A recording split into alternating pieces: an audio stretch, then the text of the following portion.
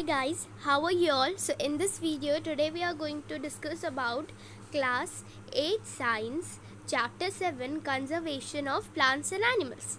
So इस video में हम क्लास 8 साइंस का चैप्टर 7 पढ़ेंगे conservation of plants and animals. तो ये मैं आपको बता दूं कि मेरे चैनल पे क्लास 8 साइंस के चैप्टर 6 तक पूरा कंप्लीटेड है और अब मैं चैप्टर 7 कर रही हूँ, ठीक है। Okay, so let's begin with the chapter. हमने क्लास 7 में देखा था पहेली और बूझो को। अब ये दोनों जो कैरेक्टर है ना, ये आपको 6, 7 और 8 तीनों की साइंस में आपको देखने को मिलेंगे। आपने पहेली और बूझो को देखा था, वो कहाँ गए थे? फॉरेस्ट में, जंगल में गए थे प्रोफेसर अहमद और तीबू के साथ में, ठीक है। क्लास 7 में एक आपने पढ़ा था, एक चैप्टर था ना, वो बहुत ज़्यादा ईगर थे, बहुत ज़्यादा मतलब उत्सुक थे अपने एक्सपीरियंसेस को शेयर करने के लिए अपने क्लासमेट्स के साथ। और जो अदर चिल्ड्रन थे उनके क्लास के, वो भी बहुत ज़्यादा ईगर थे उनके एक्सपीरियंसेस को शेयर करने के लिए, क्योंकि उनमें से कुछ ने कहाँ विज़िट किया था? भरतपुर सेंचुरी। और कुछ अदर ने कहाँ विज़िट किया था? काजीरंगा नेशनल पार्क और Lokchao wild life sanctuary, great Nicobar biosphere reserve, tiger reserve etcetera. तो पहेली और बूझो तो गए थे फॉरेस्ट में गए थे प्रोफेसर अहमद के साथ, और अदर चिल्ड्रन कहाँ गए थे? भरतपुर सेंचुरी गए थे, काजीरंगा नेशनल पार्क गए थे, लोकचौ वाइल्ड लाइफ सेंचुरी गए थे, ग्रेट निकोबार बायोस्फीयर रिजर्व और टाइगर रिजर्व गए थे, ठीक है।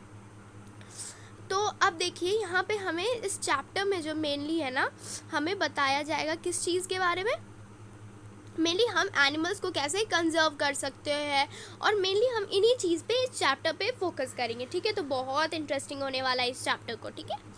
तो पहला टॉपिक हमारा क्या है? Deforestation and it's causes. Deforestation मतलब क्या होता है, ठीक है। तो डिफॉरेस्टेशन मतलब पेड़ को काटना।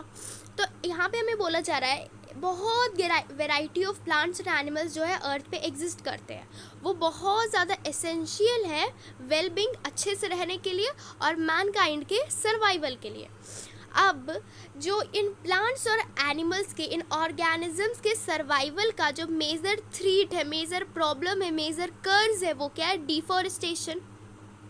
हमें क्या पता है? हमें पता है कि डिफॉरेस्टेशन का मतलब क्या होता है। Deforestation means clearing of forest and using that land for other purposes. Deforestation का मतलब एक लैंड को क्लियर कर देना। ये हमारे पास एक लैंड है जिसमें बहुत सारे ट्रीज़ है, ठीक है। हमने इस लैंड को क्लियर कर दिया पूरा। अब ये जो है ये पूरा क्लियर लैंड बन गया और इसको हम डिफरेंट पर्पसेस के लिए यूज़ करते हैं। अब वो पर्पसेस क्या होते हैं? जो ट्रीज़ होते हैं ना फॉरेस्ट में, वो किन पर्पसेस के लिए काटे जाते हैं? तो यहाँ पे हमें दिया गया है प्रोक्यूरिंग लैंड फॉर कल्टीवेशन। तो देखिए इसमें हमें जैसे बताया जा रहा है कि देखिए अभी इंडिया में कितना ज़्यादा पॉपुलेशन है, जितना ज़्यादा पॉपुलेशन होगा, ठीक है, जितना ज़्यादा पॉपुलेशन होगा उतना ज़्यादा लोगों को फीड करना पड़ेगा। उतने ज़्यादा लोगों को फीड करने के लिए हमें उतना जो है क्रॉप्स को कल्टीवेट करना पड़ेगा, और उस कल्टीवेशन के लिए कहाँ से ज़मीन आएगा, लैंड कहाँ से आएगा? तो हमें फॉरेस्ट को क्लियर करना पड़ेगा और उसमें कल्टीवेशन करना पड़ेगा। तो इनडायरेक्टली और डायरेक्टली जो ग्रोइंग पॉपुलेशन है ना, वो एक मेजर थ्रेट है डिफॉरेस्टेशन का, ठीक है। तो पहला रीज़न होता है हमारा प्रोक्यूर करना लैंड कल्टीवेशन के लिए। फिर उतना ही ज़्यादा पॉपुलेशन को रहने के लिए घर भी चाहिए, तो बिल्डिंग हाउसेस के लिए और फैक्ट्रीज। अब देखिए सिर्फ इतनी ज़्यादा लोगों को जो हम लोग रहते हैं, हम सिर्फ खाने पे तो नहीं रहते हैं, हमें बहुत कुछ चाहिए होती है, हमारी नीड्स बहुत ज़्यादा होती है। तो वो कहाँ पे बनती है वो सारी चीज़ें? फैक्ट्रीज़ में। तो फैक्ट्रीज़ भी बनाने पड़ते हैं। फिर फर्नीचर बनाने के लिए भी ज़रूरी पड़ता है वुड का, और हम वुड को एज अ फ्यूल, फायरवुड जलाने की तरह भी यूज़ करते हैं ना। और अब कुछ नेचुरल कॉजेज़ है डिफॉरेस्टेशन के, वो है फॉरेस्ट फायर्स और सर्वर डॉट्स। अब फॉरेस्ट फायर क्या होता है? आपने सुना होगा कि कहीं का एक फॉरेस्ट है, वो जो फॉरेस्ट है वो जो पूरा का पूरा है उसमें क्या हो गया? फायर लग गया, पूरे में आग लगी और जो पूरा फॉरेस्ट है वो ख़त्म हो गया, ठीक है। तो ये जो इस फॉरेस्ट फायर का भी जो एक रीज़न होता है ना, वो ह्यूमन्स ही होते हैं, ठीक है। क्योंकि हम कहीं जाते हैं तो वहाँ पे कुछ सिगरेट वगैरह छोड़ देते हैं, या फिर कुछ कैंपेन करने जाते हैं, पिकनिक वगैरह, तो कुछ ऐसे बर्निंग वाली चीज़ें छोड़ देते हैं। तो जैसा टेम्परेचर बढ़ता है तो वो चीज़ें बर्न होती है और फॉरेस्ट फायर होता है। और सर्वर डॉट्स का भी बहुत सारे रीज़न है, सूखा जो पड़ जाता है, ठीक है। ये भी कुछ कॉजेज़ है डिफॉरेस्टेशन के, okay. Now we are talking about the consequences of deforestation. अब डिफॉरेस्टेशन होने के बाद क्या होगा, ठीक है। डिफॉरेस्टेशन होने के बाद होता है deforestation increases the temperature and pollution level on the earth. Deforestation क्या करता है, डिफॉरेस्टेशन टेम्परेचर को बढ़ा देता है और पोल्यूशन के लेवल को बढ़ा देता है अर्थ में। अब देखिए वो क्या करता है, कार्बन डाइऑक्साइड CO2 का जो लेवल है वो बढ़ा देता है। जब डिफॉरेस्टेशन होता है, पेड़ नहीं होता है, तो कार्बन डाइऑक्साइड को लेगा कौन, ठीक है। अगर कोई नहीं लेगा, जैसे हम क्या करते हैं, हम ऑक्सीजन इनहेल करते हैं, कार्बन डाइऑक्साइड एक्सहेल करते हैं, और फोटोसिंथेसिस के प्रोसेस में क्या होता है, प्लांट्स जो है वो ले लेते हैं कार्बन डाइऑक्साइड को, तो इससे एक बैलेंस बना रहता है। अब अगर प्लांट्स ही नहीं रहेंगे तो ये बैलेंस कैसे बनेगा, है ना। तो इसी से अगर जितना ज़्यादा कार्बन डाइऑक्साइड होगा, ग्रीन हाउस गैस आपने सुना होगा, कार्बन डाइऑक्साइड जो है वो ग्रीन हाउस गैस है। अब देखिए जितना ज़्यादा जो है वो डिफॉरेस्टेशन होगा, यानी कि पेड़ नहीं रहेंगे, उतना ज़्यादा टेम्परेचर बढ़ेगा, कार्बन डाइऑक्साइड के वजह से पोल्यूशन बढ़ेगा, और लेवल ऑफ कार्बन डाइऑक्साइड तो बढ़ेगा ही, वो तो बढ़ेगा ही। और ग्राउंड वाटर का जो लेवल है, इनफिल्ट्रेशन, ठीक है, इनफिल्ट्रेशन जो रूट्स है, रूट से जो पानी अंदर जाता है वो कैसे जाता है, रूट से जाता है। रूट्स जो है वो उसे सीप करती है और वो नीचे जाता है, इनफिल्ट्रेशन जिसे हम कहते हैं, वो नहीं होगा तो ग्राउंड वाटर भी है वो और नीचे जाते जाएगा। फिर डिफॉरेस्टेशन जो है ना वो बैलेंस ऑफ नेचर को भी डिस्टर्ब कर देता है। प्रोफेसर अहमद ने बताया कि अगर हम पेड़ को ऐसे ही काटते रहे बिना परवाह किए, तो जो रेनफॉल है, बारिश होना, और जो फर्टिलिटी है सॉइल की, जो ह्यूमस होता है सॉइल में, या फिर जो भी फर्टिलिटी है सॉइल की, वो भी कम होते जाएगी। तो अगर ऐसा होगा तो क्या होगा, नेचुरल कैलामिटीज़, नेचुरल डिज़ास्टर्स, जैसे कि बाढ़ आना, डॉट्स होना, ये सारी चीज़ें, जो सूखा पड़ जाना, बाढ़ आना, ये सारी चीज़ें होंगी, ठीक है। मैंने आपको क्या बताया, प्लांट्स को कार्बन डाइऑक्साइड लेना पड़ता है for the process of photosynthesis, food making process in plants, ठीक है। और जो यानी कि अगर कम पेड़ होंगे, इसका मतलब जो कम कार्बन डाइऑक्साइड है वो क्या होगा, यूज़ होगा, इसका मतलब क्या है कि इसमें जो कार्बन डाइऑक्साइड में है वो उसका अमाउंट एटमॉस्फेयर में बढ़ेगा। अगर कम कार्बन डाइऑक्साइड प्लांट्स लेंगे तो इससे क्या होगा, ग्लोबल वार्मिंग होगा, ठीक है। ग्लोबल वार्मिंग होगा क्योंकि जो कार्बन डाइऑक्साइड है वो हीट के रेज को ट्रैप करके रख लेता है, जो भी अर्थ से हीट के रेज आते हैं उसे ट्रैप करके रख लेता है। वो इंक्रीज करता है टेम्परेचर को अर्थ पे और डिस्टर्ब करता है वाटर साइकिल को, और बारिश भी कम हो जाती है, और जिससे क्या होता है, सूखा पड़ता है। अब जो डिफॉरेस्टेशन है एक मेजर कॉज है जिससे जो है चेंज होता है, जिससे जो सॉइल के प्रॉपर्टीज़ में चेंजेस आता है। अब देखिए जो फिज़िकल प्रॉपर्टीज़ होती है सॉइल की वो भी अफेक्ट हो जाती है प्लांटेशन और वेजिटेशन से।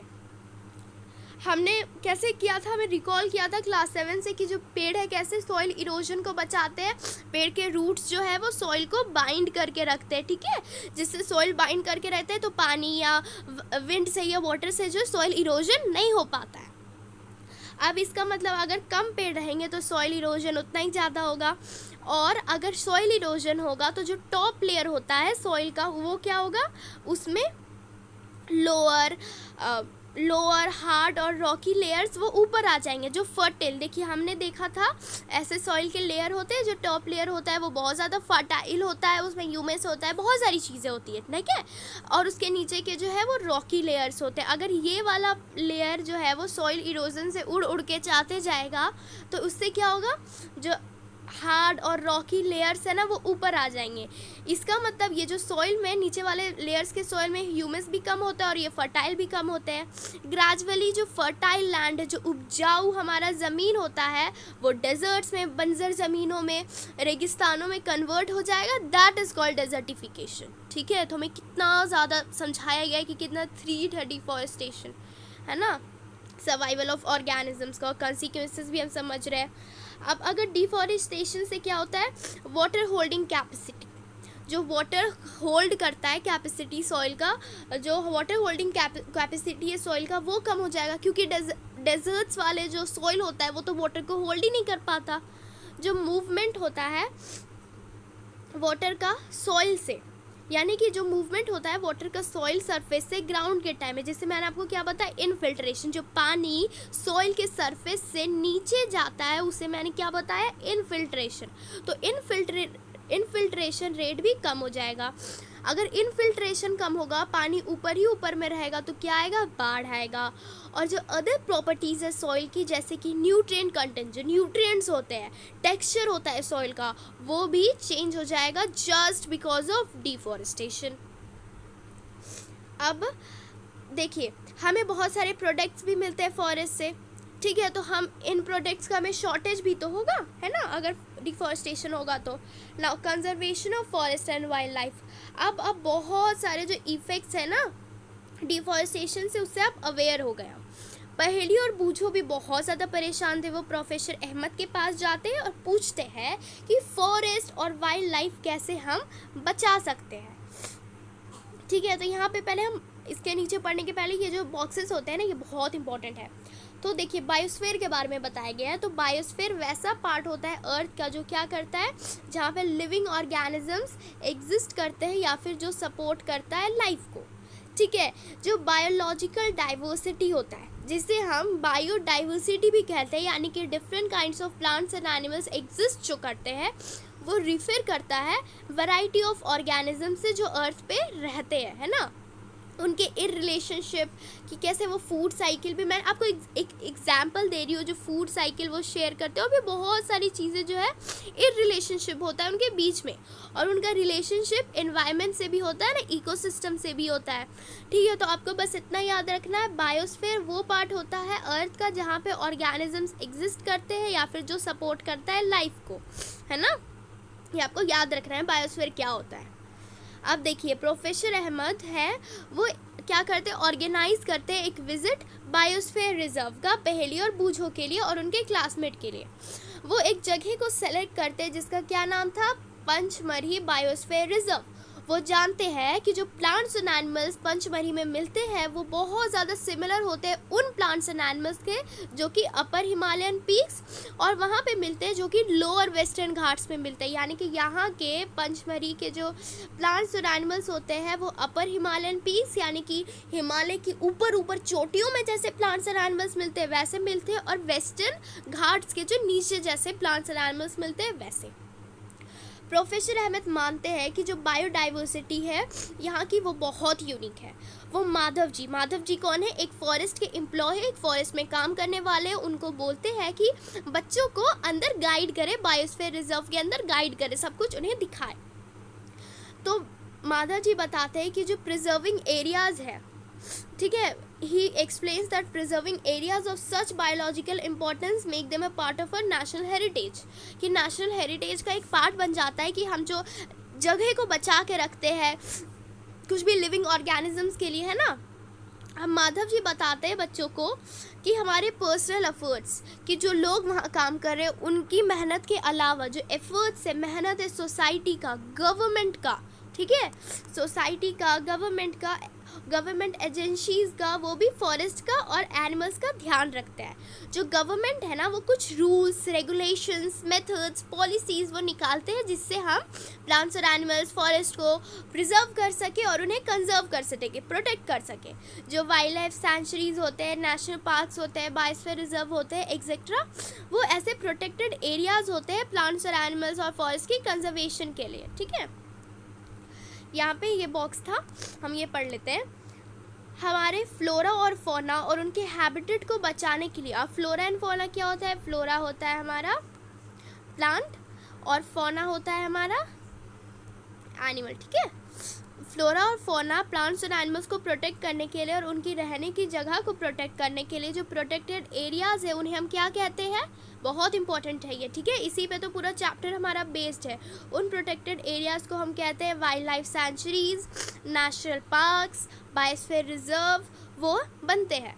जो प्लांटेशन होता है, कल्टीवेशन होता है, किसी चीज़ को उगाना, कल्टीवेट करना, भेड़ बकरियों को चलाना, पेड़ों को काटना, हंटिंग पोचिंग करना एनिमल्स की, वो स्ट्रिक्टली प्रोहिबिटेड होता है, यानी कि एकदम कड़ाई से मनाही रहती है वहाँ पे। अब ये जो वाइल्ड लाइफ सेंचुरी क्या होता है हम सबको एकदम डिटेल में पढ़ेंगे, ठीक है। बस अभी थोड़ा सा हम ओवरव्यू ले रहे हैं इस बॉक्स से। वैसे एरियाज जहाँ पे जो एनिमल्स है वो प्रोटेक्ट होते हैं, किसी भी बाहर की दुनिया से उन्हें प्रोटेक्ट किया जाता है कि कोई भी बाहर से आके उन्हें डिस्टर्ब ना करे, ठीक है। वो अपने हैबिटेट में पीसफुली रहते हैं। नेशनल पार्क क्या होता है? नेशनल पार्क होता है एरियाज जो कि रिजर्व होता है वाइल्ड लाइफ के लिए, जहाँ पे वो फ्रीली यूज़ कर सकते हैं उनके हैबिटेट और नेचुरल रिसोर्सेज को।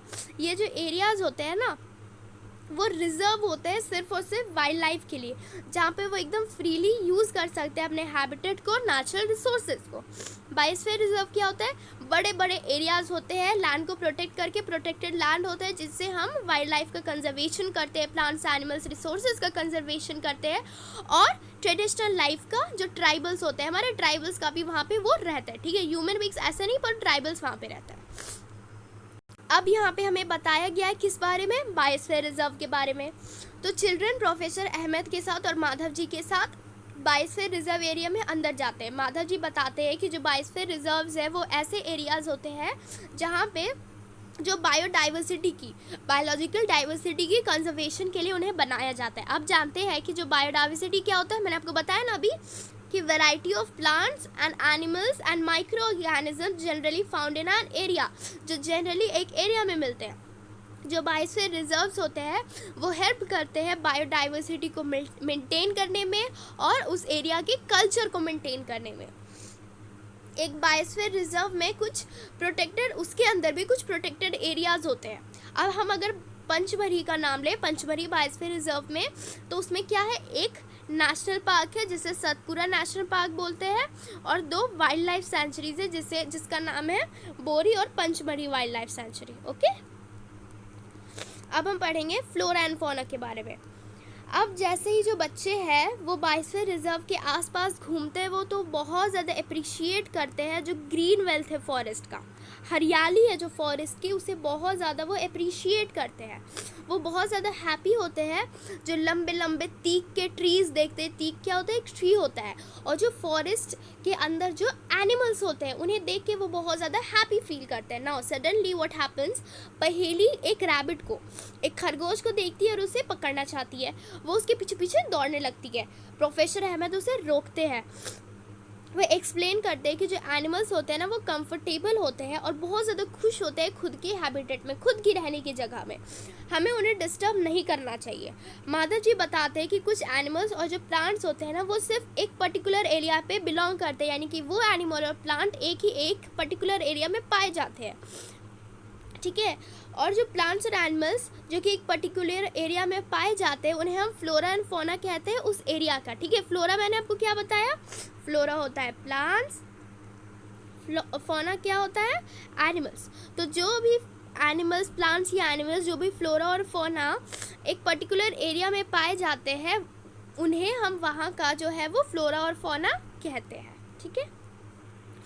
जो हमारा है यहाँ पे sal, teak, mango, jamun, silver firs, arjun etcetera, वो क्या है? प्लांट्स है, फ्लोरा है।